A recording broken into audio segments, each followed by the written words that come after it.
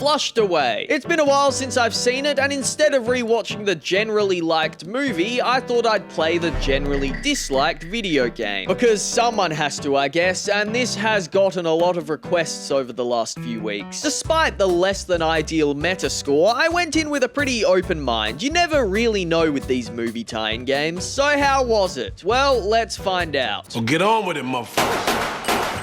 The game opens with a cutscene featuring Roderick the Rat in his lovely home. Something about his animation and voice acting combination here feels utterly soulless. Gilbert, Sullivan, prepare the obstacle course. This is where we learn the main controls, and overall they're not terrible, but his jump, particularly the double jump, feels quite slow. After this, we learn the combat controls, practicing our basic attack move on a chess piece. I was a bit confused when the game then told me to test out the advanced attack, and there was no chess piece to practice on. Roddy's butlers were standing around nearby doing nothing, so I decided to slash them instead. Despite their lack of any real reactions to this, I guess it turns out it's actually what we were supposed to do, because they proceeded to say, Shall we move on? Do something a little less painful. Of course, we push and pull boxes, because what's a 2000s movie tie-in game without boxes to push and pull? There's these ropes that we can fly down on, or sometimes they just don't want to cooperate, resulting in Roderick falling to his death. And when we jump through these floating blue balls, they let us hover for a second or so. There is enough of a variety of things going on here to give hope that the game might not suck. Then you get hope. That's not good. I don't give a what Obama says. Hope is never good. The animals hear a sound. Suspecting an intruder, we head over to the sink to investigate. When we get to the sink, it seems the game either completely ran out of budget or time, because instead of showing us the style of animated cutscenes it opened with, we get a long cutscene made entirely out of still images from the movie. Combine it with the soulless voice acting, and there is a real strong sense that something here is not quite right. No, I hope we didn't get off on the wrong foot, mate. Oh, not at all, not at all. In you go.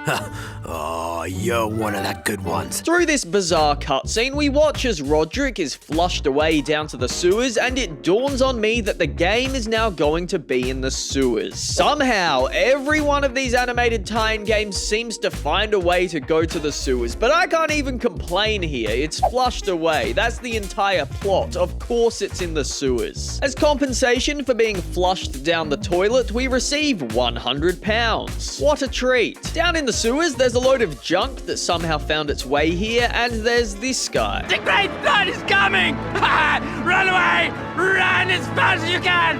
What the f***?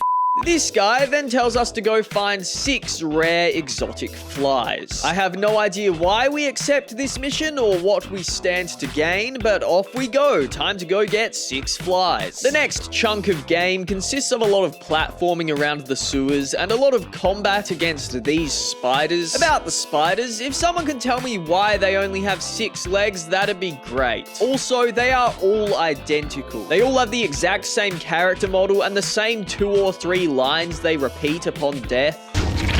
I go to the great web in the sky. There's this room, and to this day, I still have no idea what exactly the game designers were going for. So there's cubes floating on the water, and we need to jump on to get to the other side. And then there's these things on the roof. When we jump on a cube, the thing falls and we die. After a lot of confusion as to what exactly the game wanted and trying to fake out the thing to make it fall before we land on the cubes, I was eventually able to just jump across no problems. I don't know, I'm so lost as to what's going on here. It doesn't feel like this room was finished at all when they published the game. Finally, we enter the room with the 6 flies. With the flies acquired, we return to this guy. He tells us the captain of the Jammy Dodger is always looking for work, so we should find her to help us get home. Now you can find the Jammy. Where?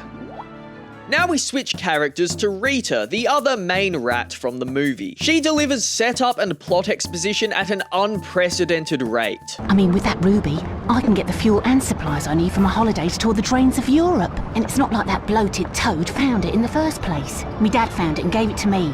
Alrighty then. Once she's finished shoving all the information down our throats, we get some stealth gameplay. If we don't remain stealthy enough, the consequence is having to partake in pretty shocking combat gameplay. This isn't any more challenging though, it just plays like shit.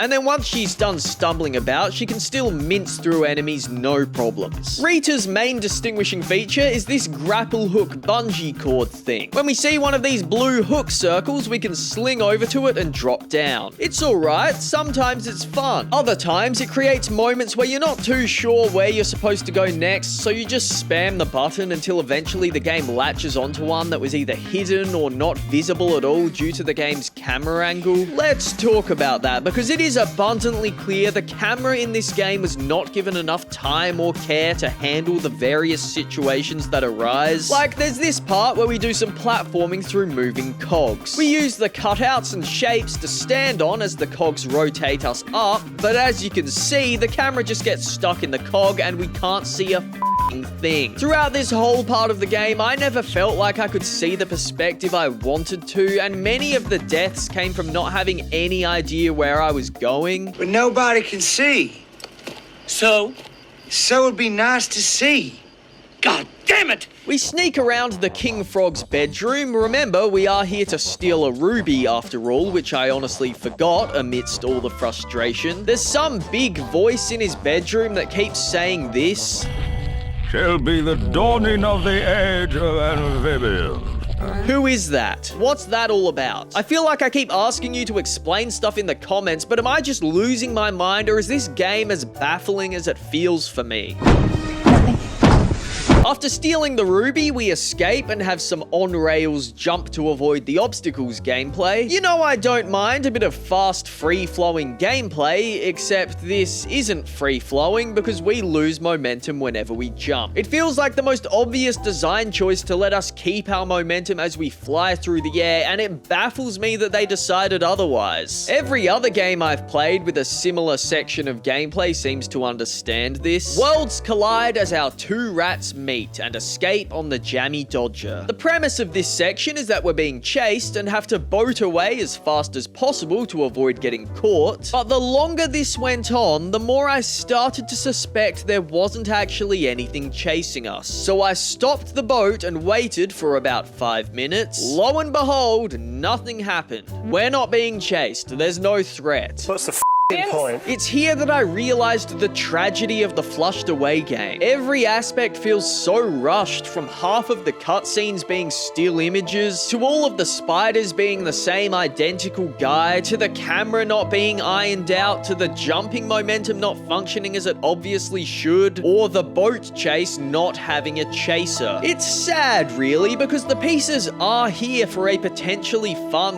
classic 2000s movie tie-in game, yet due to practically all of these pieces being destroyed by a blatant lack of time or resources, the poor thing winds up being one of the worst rated games in the genre. I'm done! You hear me?